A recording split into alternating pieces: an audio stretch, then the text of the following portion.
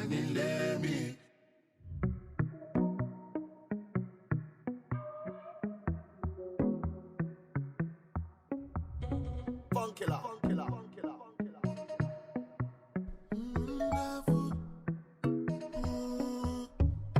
go show you wonder what it wonderful.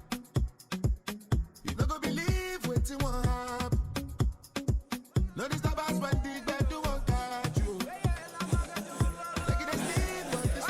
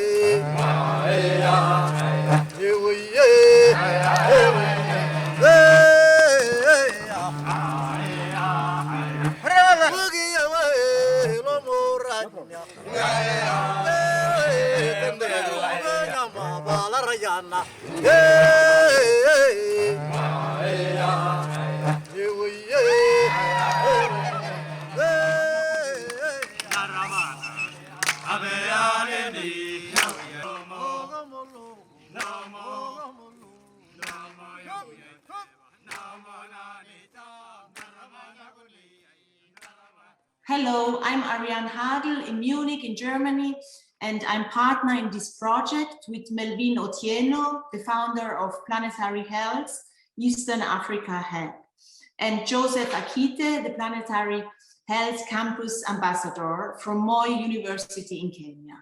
I'm here as an artistic consultant. And I'm an artist, I'm a painter, and I work since 30 years with transformation process, with creativity. And the big question is, how can we come from knowledge to action? So we know a lot about climate crisis, about planetary health, but if we stay in an intellectual level and rational level, nothing will happen. We will not act until we are touched in the body, in the emotions, and until we really feel what is the situation.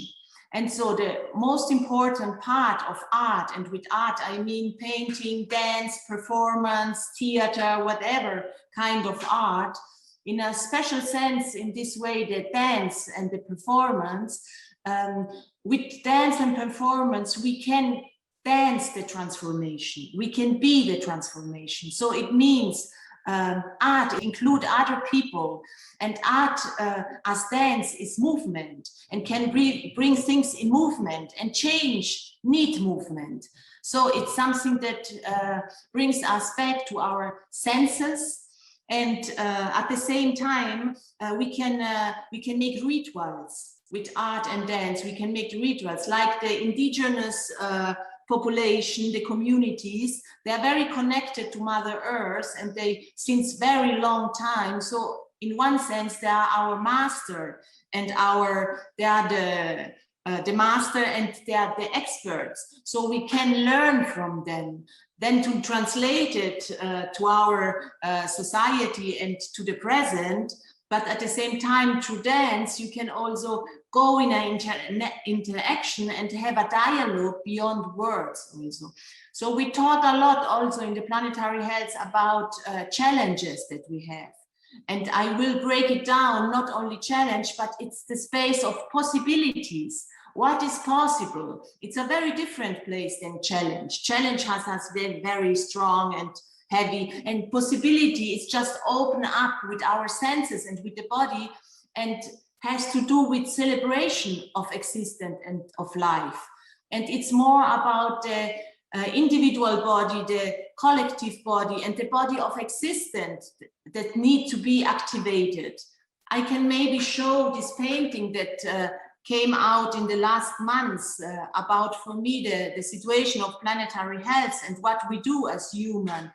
On one side, we see the Earth, and then there is a navel cord that connects to humanity, and humanity is here on the left, and it's like spaced out because we cut it away, the connection with the Earth. We cut it away, the connection with our body, with our feelings, and with our senses.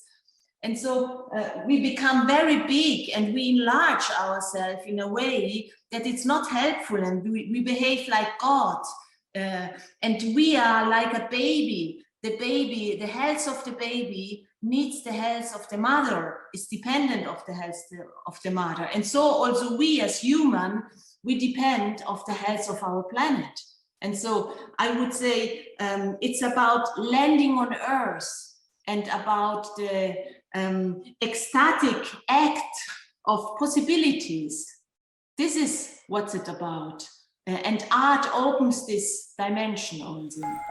Today, we are in Masai Mara in southwest Kenya. Masai Mara National Reserve is 87.9 kilometers from Narok town and is one of Africa's greatest wildlife reserve. We find ourselves at the heart of Ewangan village in Sekenani area. We also have a traditional horn. This is a big antelope horn. We normally use this one for communication. You pass messages. The Maasai people are an indigenous ethnic group in Africa and are a pastoral society with an economy largely structured around herds of cattle.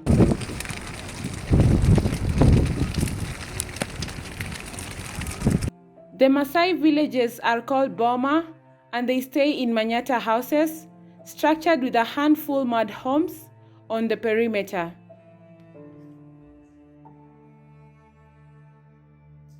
The center is kept empty for keeping livestock at night in order to protect the cattle from lions and thieves. The Maasai culture is renowned for its music and dance, and their leader, known as the Olaranyani, who sings the melody while others sings polyphonic harmony on call and response vocals, making guttural throat-singing sounds to provide a variety of rhythms played together to make a piece of music.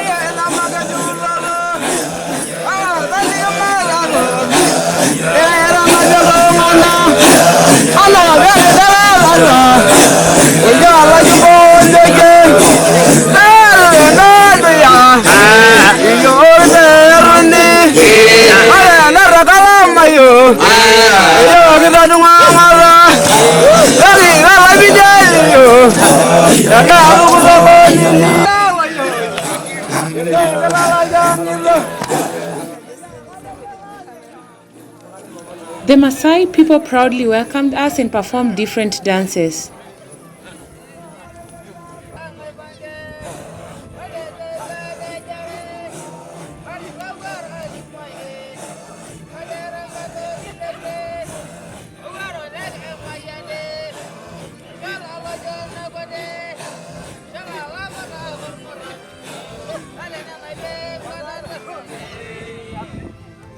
Dances are a big part of Maasai tradition.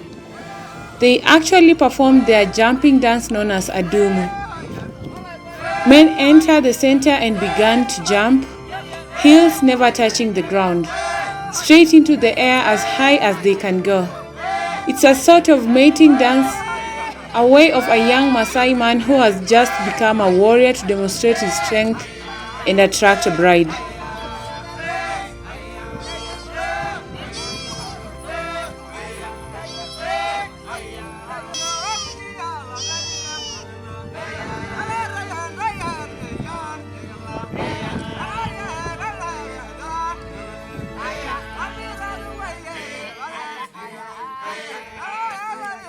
We also joined the dance and demonstrated togetherness and unity as Africans.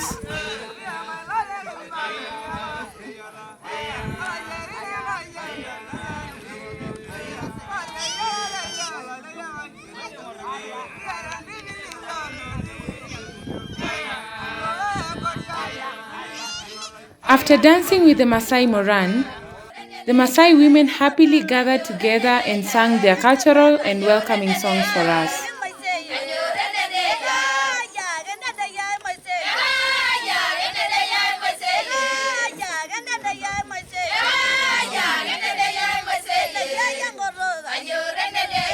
They repeated phrases following each verse and sang on a descending scale and responding to their own verses.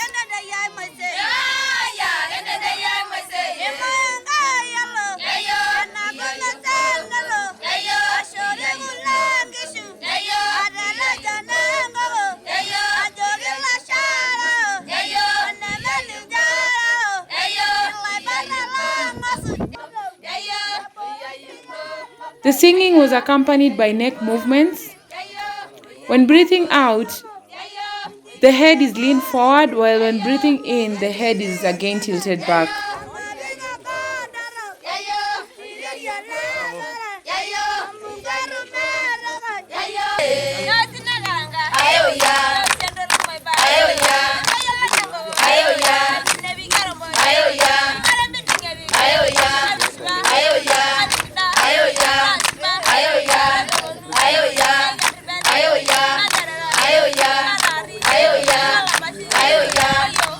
We really enjoyed these dancing moves and joined them happily and sang together in unity.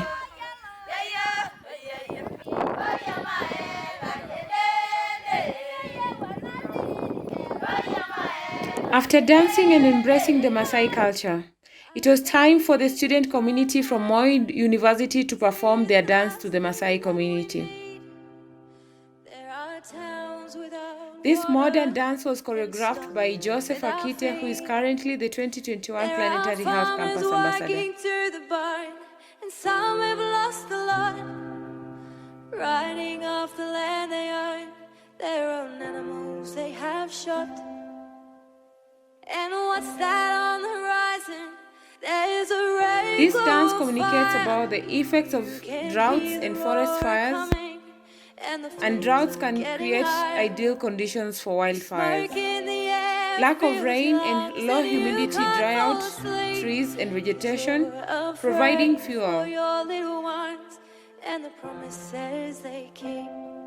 Let it rain, let it pour, let the drought be no more. Send it down, open the clouds to wash the dust away. Let it rain. In these conditions, a spark from lightning, electrical failure, human error, or plant fires can quickly get out of control and spread.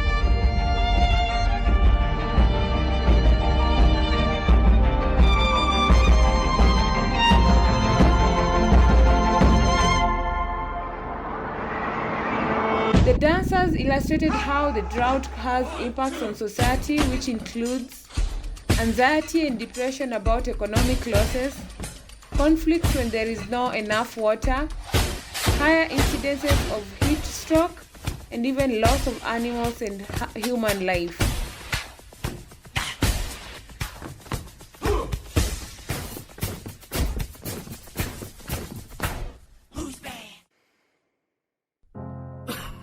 They also demonstrated other health impacts resulting from dust storms.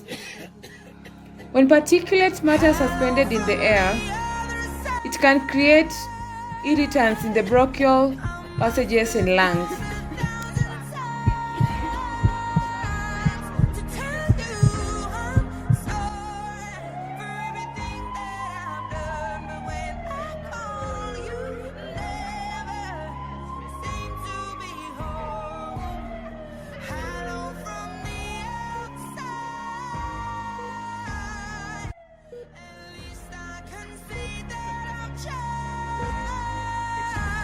To turn you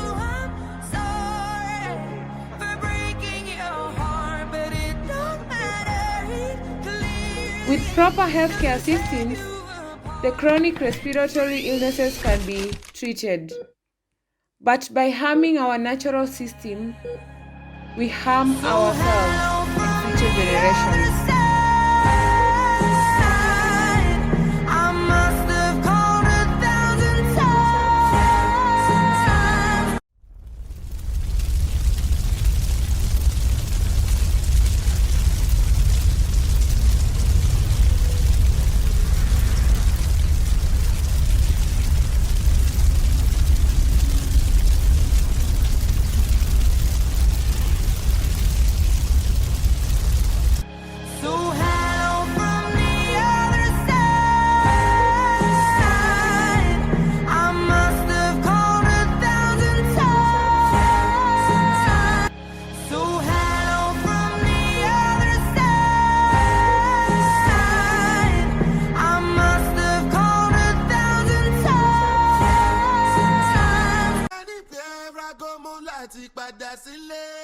Cause mama mi wà nílé mi.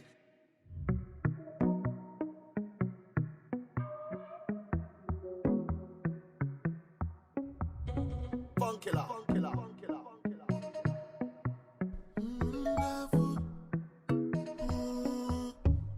I go show you wonder what it wonderful. You no go believe wetin wan happen. No disturb us when the bed do won't catch you. Like it is sleep, but this one pass you. Hunger. That the bed do don't start conjure. From your feet all over conjure. With somebody that I conjure. Cause I'm feeling it in my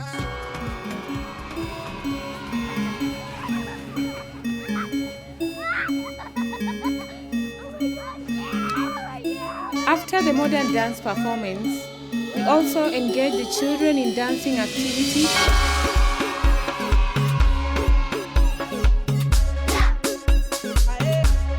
At early stages, children need to be taught how they can protect the environment, respect nature, and take care of their health.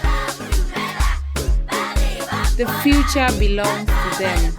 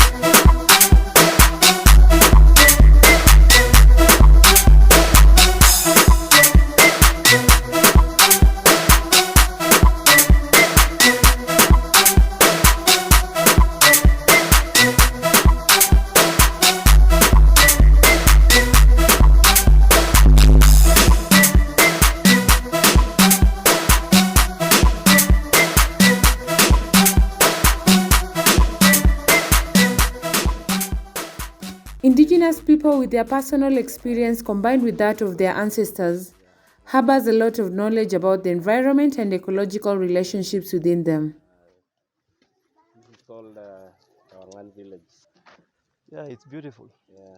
Yeah, it's So beautiful. It has a typical Maasai architecture. We narrowed down to learn more about Very their way of interested living and their interaction on with how nature. the Maasai community, that is well known in the world, Yeah. how they have managed to live together and how they have managed to work together with nature to an extent that they have large diversity of animals, almost the largest diversity of animals among themselves, and how they have coped with that. It is true that other parts of the world have lost their species. How have you, over the years, been able to live with the wildlife? If you are respect of wild animals, Yes. it's only the way that we also love them because due to rite of passage, Yeah. this animal will, for example, a lion Okay. Yeah. will enable someone, will enable a boy to To become a man. Maybe. become a man. Yeah. What do you think other communities can learn from your heritage, from your way of conserving the environment around you? Sajafanya kama nyinyi to conserve environment kama wanyama. Yeah. Alafu pia tunafunza vile sisi tuliishi. Yeah. Tunakaa na wanyama. Yeah. Wanyama si mbaya. Ni vile tu bora tu usichokoze mnyama. Yeah. You can even pass a line by next to bora usiguze. Yeah. Hana maneno nao. What do you think Getting about this what do you think about large scale farming? But because of the wild animals, Yeah. there's no any succession. You cannot succeed because of elephants. Yeah. Will destroy all the crops. Yeah. Yeah. My name is Melvin Anyango Otieno, currently leading the Planetary Health Eastern African Hub, which aims at stimulating regional community building and providing planetary health education for transformative action and influencing policy. My name is Grace Namnak. I am Maasai, a single mother of 4 boys. I'm also the president of and the founder of the Namnak Foundation, a foundation that deals with rescuing young Maasai girls and even boys from harsh cultural practices. And the harsh cultural practices are like female genital mutilation, forced early marriage, boys being kept out of school to hide. So those are some of the things we do. I'm Maasai and my name Namnyak means lucky. Yeah. So I'm lucky, I'm a lucky person that seem so.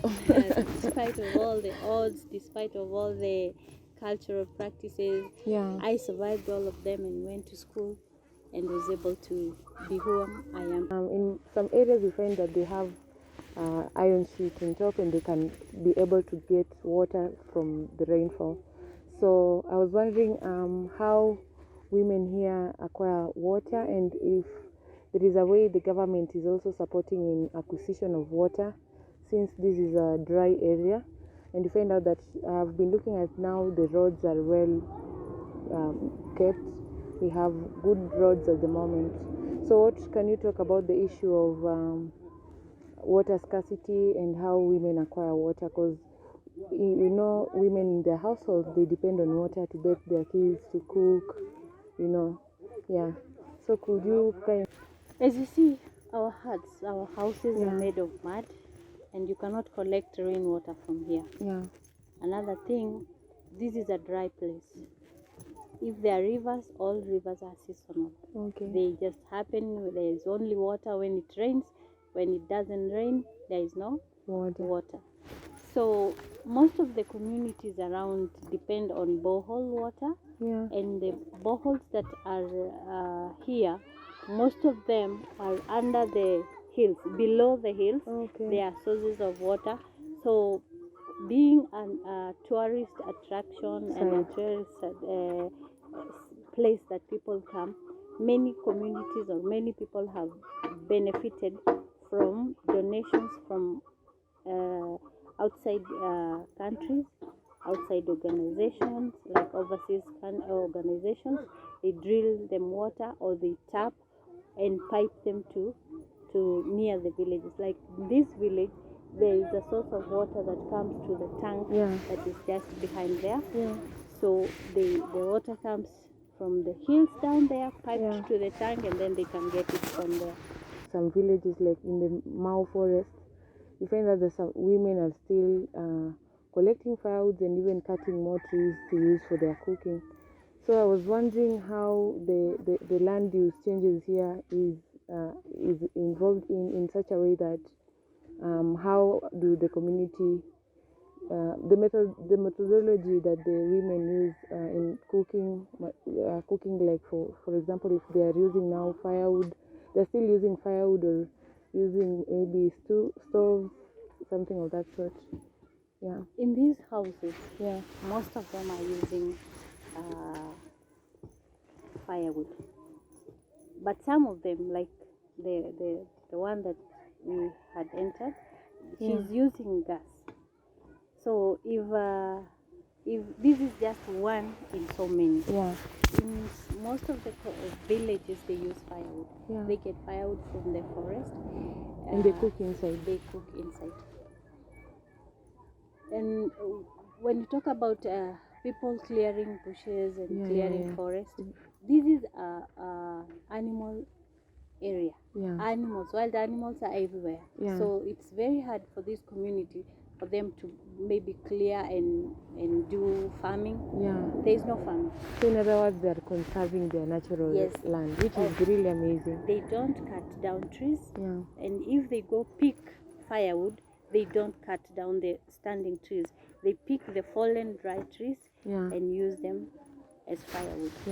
With the recent pandemic COVID-19, we find that the way the Maasai house is designed, they don't have like windows. And you know that COVID-19 is related to air pollution kind of thing. Like if you're in a congested region, you will easily acquire COVID-19. So what are the measures that the Maasai community have taken with regards to COVID-19 and the way their houses are structured in such a way that there are no big windows that can maybe give aeration, and maybe in case of other respiratory diseases out of air pollution while cooking using firewood, we find out they can get maybe asthma or maybe tuberculosis. So what have you done about that in your community? Many homes are designed in such a way that they only have a small light. And if there is a source of light, they use electricity or solar to put the light inside. I don't know how and how possible it was that in this community there were no cases. There were no many cases, very very few cases of COVID, and those that were severe, maybe they were in towns, but in the villages, no COVID-19. Rare. I don't know how it happened, and most of the people wearing a mask here is problem. That's what I've seen. It's hot. You cannot breathe. So people, and you see, we live so many of us, so many people. So you cannot say that there was social distancing. In a house, a small house like this one, we can have 10 people inside. But cases of COVID were very, very few. But you can also put it this way: Maasais are not people who stay at home just staying. Girls go fetching firewood, fetching water. They come back and smear the houses. So they don't stay just like relaxing in the houses. Boys are out in the fields taking care of cows and sheep with the men. So it's very rare that you meet them like just on their screens, on their phones, sitting. No. So maybe it's a way that God or nature prevented the community. What advice could you give a young girl watching you perhaps, and you want just to inspire them that we ladies can be leaders, we ladies can be educated, we ladies can support our community in a big way and bring back what we've learned, and also just protect others against gender inequity issues, and also just be there for everyone in the community? If I had someone to encourage me when I was a girl, maybe I would be better than now. the system currently is linear. It's not as harsh as it was when I was growing up. Yeah. Most girls and many girls have gone to school. Yeah. Most of them have been empowered and they know their rights. Yeah. So the only thing that it's hindering most of them is not believing in themselves. Yeah. Like they don't believe that she as a girl can do it. My advice to girls, the ones I work with and those that I meet, Yeah. is there's nothing impossible to a willing heart. So Yeah. long as you're willing and you want to do it, just put it in your heart, think about it, and it will work. The strength of a woman is the same as or even more of that of a man. Yeah. What a man can do, a woman can do better. Exactly. Yeah.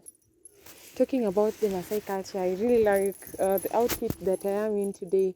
Perhaps you can say something about it. Mhm.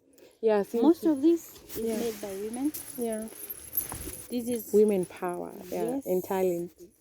They work on this, they make all the ornaments, Yeah. they decorate themselves. Some here, if you want to buy, some of the women here do it as a business. Yeah. So you buy, you can, they make it to buy and they make it for leisure. Yeah, Most of the work is done by the women. yeah, Yeah, so it's a culture that is it's just like it's evolving. What was being worn in the past is not what is being worn now. yeah. But this is our identity. Which is really amazing, and we've really kept it for a long time, and you're still keeping it. The houses are built by women, Yeah, and they do the smearing every now and then, because even when it rains, and it rains a lot, the mud is wears off. yeah. So they have to redo it. Maybe after every 3 months, Yeah. every 3 months they redo the houses. Okay. How do you see women in your community? Are they now, compared to earlier, being at the forefront in making decisions in everything that they do in the community, for example? Yes, Yeah. it's better off now than before. My mother and my grandmother's age, they had no say. They didn't have any opinion. Yeah. A woman was to be seen and not to be heard. Yeah. But when it came to my age, the current women, they have a say, they have a right, they can claim something, although not so verbally, not forcefully. Yeah. You can just maneuver in one way and have a say. Yeah. But there are so many things that a woman cannot say, this is mine. Like if you find this home has a lot of cattle, Yeah. none of the cattle or sheep is owned by women. It's for men. Even young boys, 10 and above, can own, Yeah. and they have a right over them, but a woman cannot. Women don't own land, but when a man has land, we will show her peace, but she cannot say, this is my land, this is my husband's land. Okay. Yeah, but currently the women are more empowered. Like they know what They have a voice, in other words. they have a voice. They can say, I cannot give birth to more than these kids. I'm okay with this, I'm not okay with that. Yeah. So they have a right, they have a voice. The following day, we visited Lake Bogoria, which lies in the northern Rift Valley in Kenya. It's a home to one of the world's largest population of the beautiful, brilliant pink cloud flamingos, and has the most spectacular hot water volcanic springs and geysers. We were happily welcomed by Raphael Kimosop together with other Endorois community members. Hello, I'm Raphael Kimosop, one of the community members in Lake Bogoria National Reserve. Yeah. I'm one of the Endorois community which are residents of this particular reserve. Endorois is one of the indigenous community in Kenya.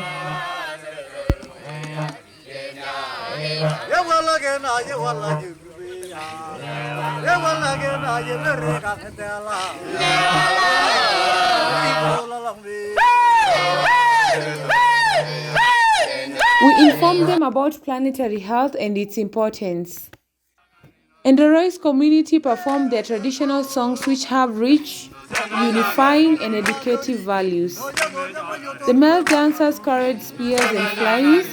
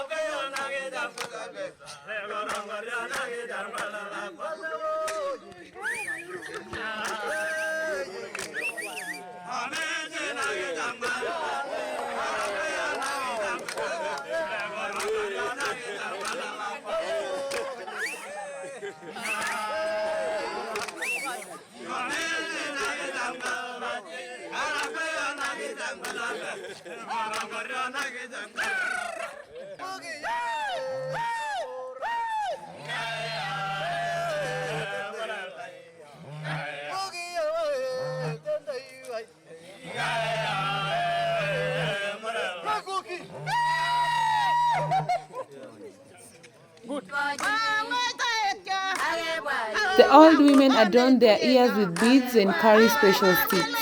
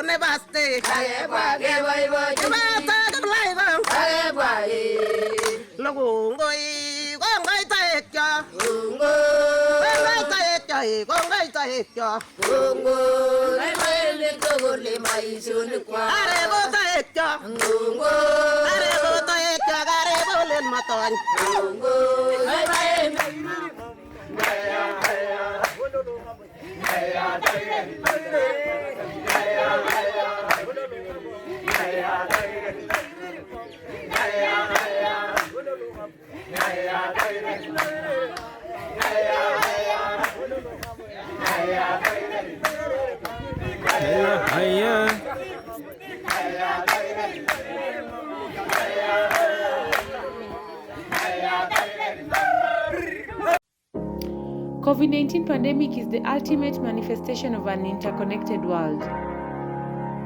Climate change caused by us humans is threatening the way we live and the future of our planet.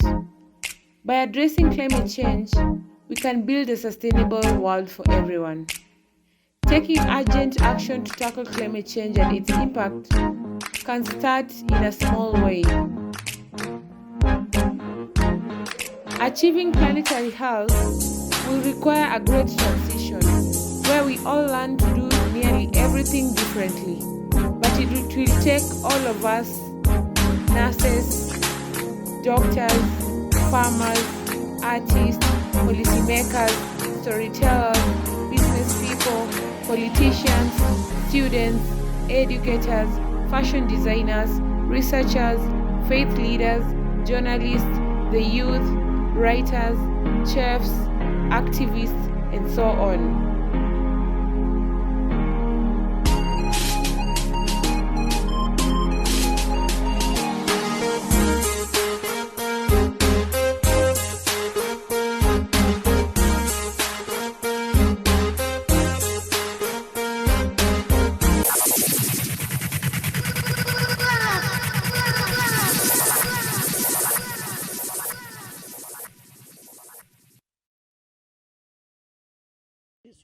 Naona na kuvakuva haraka namna hiyo ni kwa sababu ya displacement.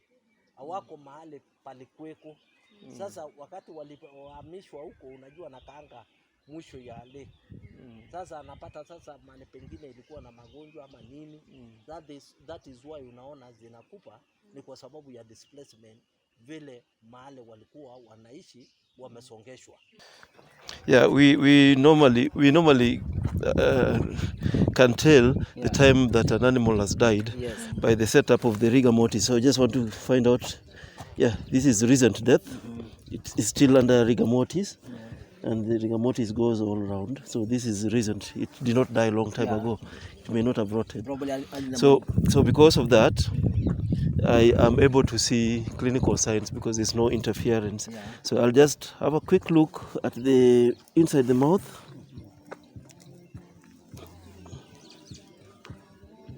these are the filters that flamingo uses to feed. Yeah, you can see filters. It's a filter feeder. So I just want to see the eyes. Nothing much to say, and I'll look at the anal area to see if maybe there is diarrhea. Yeah, nothing much to talk about. Then I'm just looking at the body condition. The animals seem to be dying when the body condition is quite good. So it could be an acute illness. Yeah, probably. Yeah, so. Or an injury. Well, an injury, but since they're dying, so many of them, they can't be all getting injured at the same time. So maybe it's an acute illness. The cause of the disease may be short. So they get sick and die before they lose their body conditions.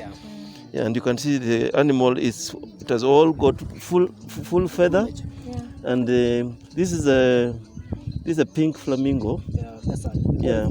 Lesser flamingo. Yeah, and that's all that I can say about it at this stage. That's just a gross look. Yeah, I would have to open it to see if there would be hemorrhages, that's bleeding, and other things in order to give a sign of possible cause of the disease. But I must say that from just this fresh carcass, that this is most probably a sudden death. Sasa hizi mizoga za flamingos zenye zimekufa, unajua pia harufu zake maybe zinaweza kuwa na side effects kwa binadamu pia. Juu unaelewa kwamba COVID-19 ilitokea kwa mnyama ikaenda kwa binadamu. Sasa huwa mnazidispose aje? Ndio askari wale wanachunga conservancies wakailete sasa, hao maaskari wale wameandika wanachunga wanyama kwa conservancies wakasanya mizoga ya flamingos, ndipo wakawa wanachoma, wakiweka pale moja na choma naenda sasa hapa mpaka hapa unaona imekuwa clean kiasi. Ni kwa sababu ya hawa yenye serikali ya county walitoa pesa kiasi, ndipo sasa wakasunguka kwa lake.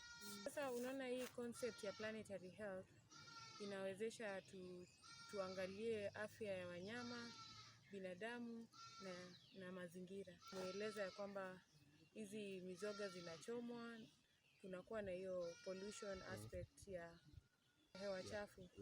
Na maybe sijui mnafanya aje in terms of hii kuangalia kama kuna research inaendelea ya kuangalia ni kiini gani cha ugonjwa ya hii yenye inasababisha kifo cha hawa wanyama. So tunahitaji kwanza research, ifanywe research vizuri, ijulikane ni magonjwa aina gani ambayo ina affect binadamu ama inakaa namna gani. Na kuku kwa nyumbani sisi tunachinja na kukula, na tujui kwamba kuku gani imeshikwa na ugonjwa. So sisi tunaona tu akikufa, so ambaye hata na sisi maisha yetu iko hatarini. Tunaweza kutatua tatizo yote yenye iko hapa. Tunaweza fanya research, utafiti. Tunaweza kuja na laboratory hapa, ama tunaweza kuja kuchukua sampuli ili tuende tukapime. The most vulnerable people affected by flooding are women and children. What kind of activities have they now changed to now that they were depending maybe on tourism? How are they coping up with this flooding situation as the most vulnerable people in the community? In fact, the women are very much affected because even the closest water sources, water springs, which they were using to fetch water, are now submerged into this lake. So now what we are doing is that we have government boosters, water boosters, which bring water from Marigat, where you spend, and bringing them to the water to this point. Then they buy it at a very high price. You can imagine they buy it at 50 shillings per 20-liter container. And that's for drinking, that's for domestic use, and that's for bathing and all other things. So life is becoming so difficult for them. And the people's culture here is that men are not even allowed to fetch water. So that is the true mandate of the women. And no matter how far they are going, but still they will have to fetch water to make things move in the house. So what are their source of income, in other words, so that it can help them even acquire water for usage? Yeah, for now, for now, women have opted going to some small casual jobs within the farms. They go do farming. They go and do weeding in some people's farms.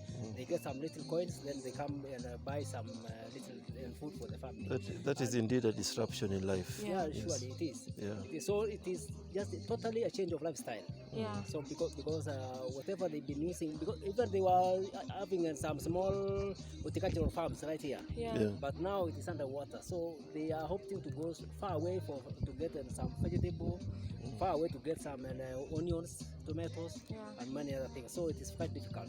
So in terms of education, how are these children going from their schools now that maybe perhaps their schools were immersed in water? Have they changed that situation, or how is yeah, for schools, we have only one school which has been affected within this region, and now we've taken the pupils from that school to the neighbor schools, and that has made the parents to move their homestead from where they were living next to that school, which is also an implication of land use problem, because they are bringing congestion to where they are going to, and also land ownership. It is only that we still have a communal land ownership right here. But otherwise, it would have been very, very difficult for them to move. And then we also see this situation of COVID-19 has really affected tourism. And how are you balancing that with promotion of tourism, domestic tourism here? How are you finding the market system? Like it is globally, it is very difficult also in Mongolia to manage tourism as far as COVID-19 is concerned. But we are now at our lowest. We are at our lowest because we normally get up to 68 million per year. We normally get up to 60 million per year from this from the revenue collected from Lake Bogoria.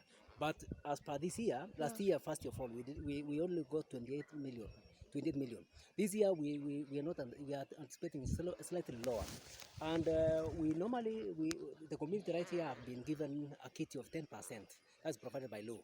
That when every revenue we are collecting from Lake Bogoria, 10% goes to the community for bursary funds, for development, and for their development projects like cattle dips and schools. So that's an incentive that we are giving the community to appreciate and to take care of the animals, because it's a reserve. And being a reserve, we normally allow non-consumptive utilization of the resources inside. So if you get into the reserve, you will find cattle, you will find sheep, and all sorts of livestock. So to appreciate that, we normally give, when the management give the locals 10% kitty for their use. We extended our visit in Lake Victoria to see what could be the root cause of flooding. The Lake Victoria Basin is the second largest in the world, supporting around 40 million ecosystem inhabitants. The devastation caused by the water level rise of Lake Victoria is worrisome. Thousands of inhabitants have been displaced from homes that have been occupied for several generations, and the threats for further displacements are real. Townships, schools, agricultural lands, and business centers are submerged in water.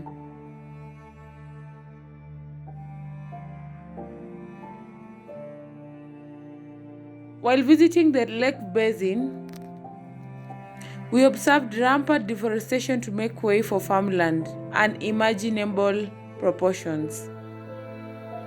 The scenario will likely worsen with the ongoing land use changes.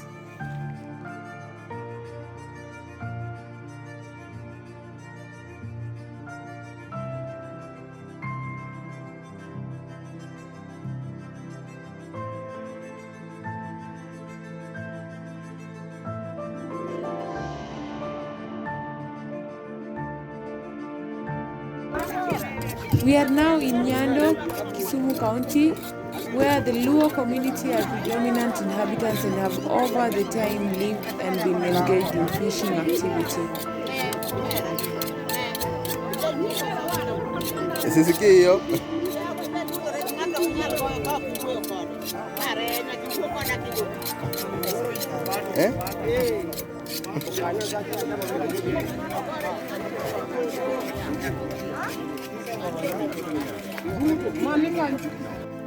Women, girls, and children are the most vulnerable people in the community.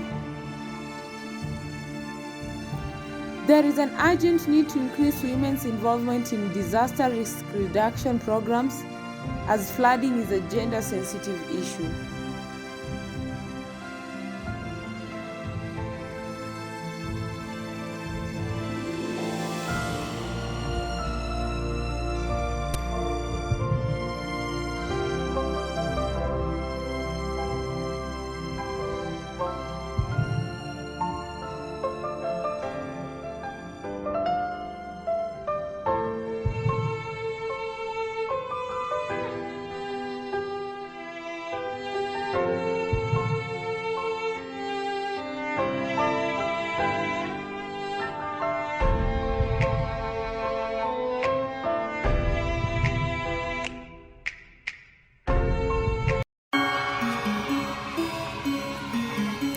This dance is in form of a story of a young boy who was happily playing with his fellow friends in a nearby forest next to a river.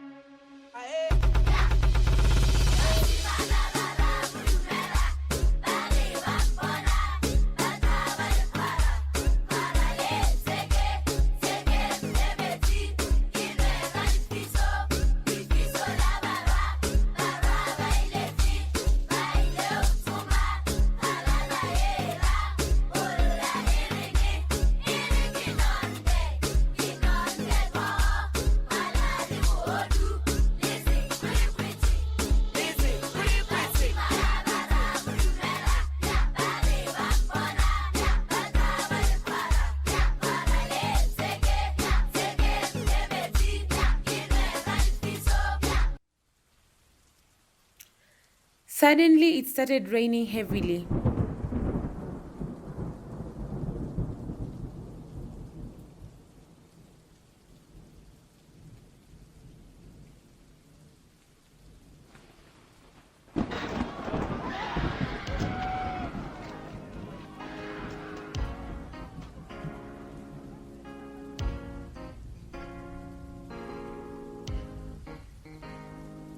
By bad luck, the young boy was left behind.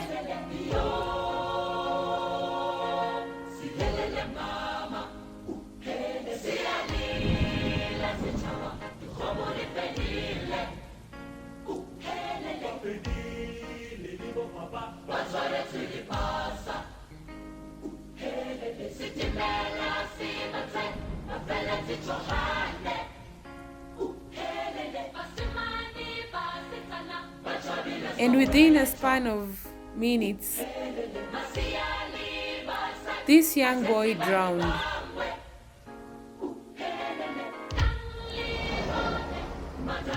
After some time, he got rescued by the neighbors.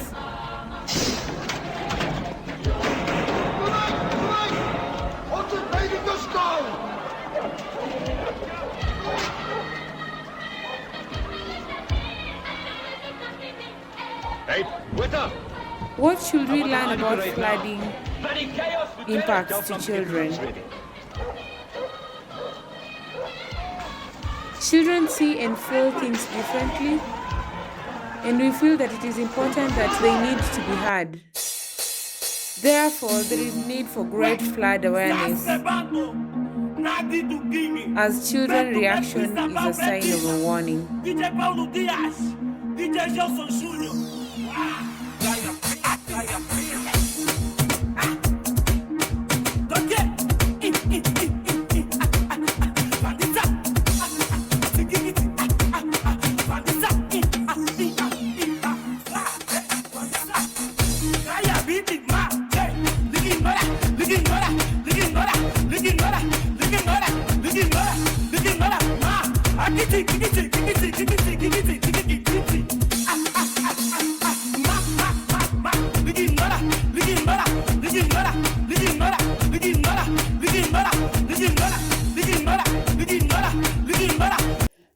concerning what we came to do here on communicating the impact of climate change through art and dance.